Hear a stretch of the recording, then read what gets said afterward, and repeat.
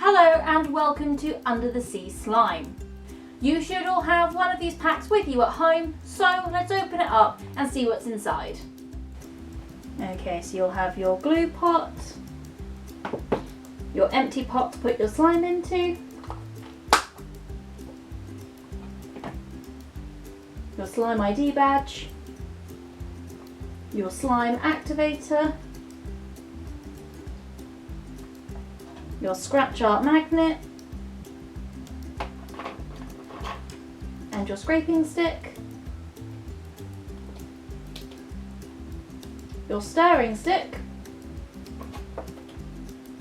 2 straws, your slime extras, which we're going to go through in a minute, your splat mat,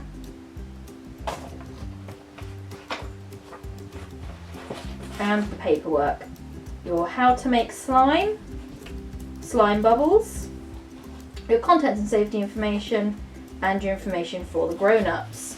The only thing you need that isn't included in your box is a bowl. This can be a china bowl, a paper bowl, glass bowl, doesn't matter, any kind of bowl is fine. Next, you want to take your glue and your stirring stick and you want to pour that into the bowl. So with your slime you have some optional extras. In this first one you have something called Aqua Beads. The very cool thing about Aqua Beads is they start off as very small plastic beads, and when you put them in water they expand and grow and get really spongy. If you would like to add Aqua Beads into your slime, we really do recommend that you leave it in water for a few hours. If you leave it for a few hours, you're going to have something that looks a bit like this. If you don't want to wait and you want to make your slime right now, first thing to do is to pop them into some water. So as you're making your slime, that will give it enough time to start expanding a little bit. This next one is paint, and we've gone for blue for the Under the Sea theme. So hold the bottom and pop the lid. And you can use your stirring stick to get all that paint out.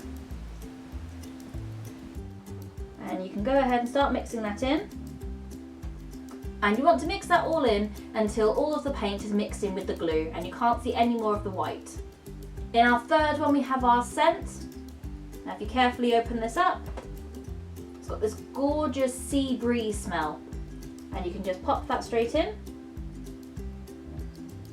and give it a stir. Next we have our glitter, and there is quite a lot of glitter in there. Now it's a very fine glitter, so make sure it all goes into the bowl and not on the table. And you can go ahead and mix that in. Next we have our foam balls.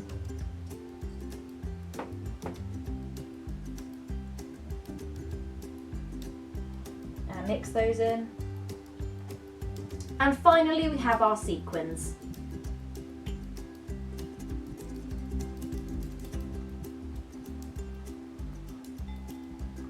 Next, it's time to take our slime activator.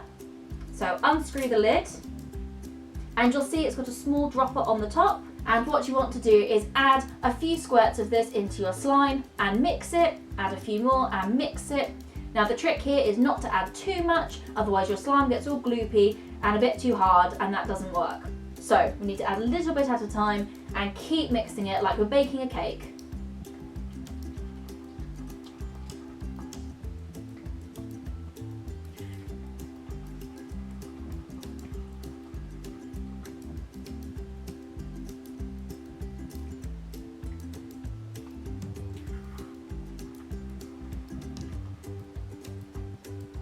You'll start to know when your slime is getting ready, as you'll really start to feel that resistance as you bring your stirring stick through your slime.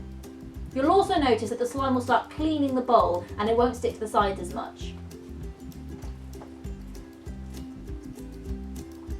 When it gets to this stage, your slime is almost done. A good trick is to dip your finger in your slime. If it comes back clear, that means your slime is ready to handle. You may not use all of your activator. I still have a little bit left in my bottle. So don't worry if you haven't used it all. Once your slime is ready to be handled, you want to handle it as much as you can.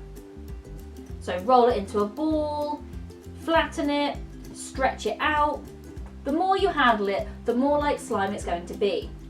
Don't worry if your aqua beads are jumping out of your slime, just pick them up and pop them straight back in.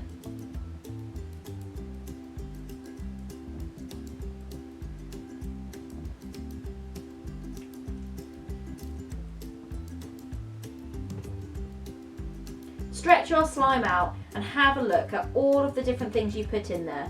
You can see your glitter, your sequins, the foam balls, the aqua beads. Slime is a non-Newtonian fluid. This is something that is neither a liquid nor a solid. This means that slime can be picked up like a solid but will ooze through your fingers like a liquid. Slime doesn't have its own shape. It will change its shape to fill any container it's placed into. Slime can be bounced like a ball and blown up like a balloon because of its elasticity. Now let's make those slime balloons. So roll your slime as best as you can into a ball into your hand. Take your straw and place one end into the centre of your slime, making sure not to pierce it because we don't want any holes. Make sure the top's all airtight and then gently blow like you're blowing a bubble gum. It can take a lot of practice to get right, so don't worry if you can't do it on your first time. Practice makes perfect. When you finish playing with your slime, you can put it in your pot and make sure you click that lid to make sure it stays airtight, which keeps your slime lasting longer. You also have this great scratch art activity in your pack, and you'll see your scratching stick has two ends, this flat end and the pointy end.